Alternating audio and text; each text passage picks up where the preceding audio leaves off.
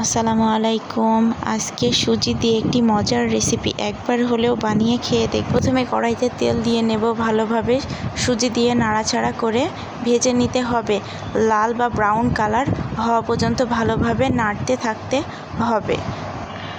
সুজি যখন ভাজা হয়ে যাবে তখন লালচে কালার বা ব্রাউন কালার হয়ে যাবে।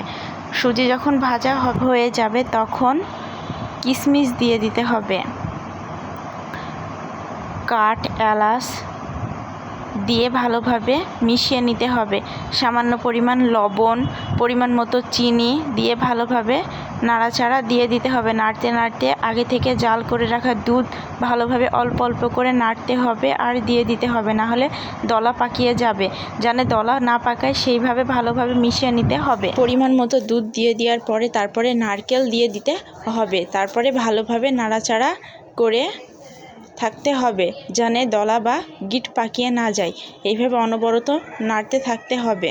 নাড়াচাড়া করতে করতে আস্তে আস্তে ঘন হতে থাকবে। এর তো আমাদের রান্না আস্তে আস্তে কমপ্লিট হতে চলেছে। এইভাবে রান্না করলে অনেক মজা লাগে। একবার হয়েও রান্না করে দেখবেন। এইভাবে অনেক মজা লাগে, অনেক টেস্টি হয়। ফ্রিজে রেখে খেলে আরও বেশি মজা লাগে।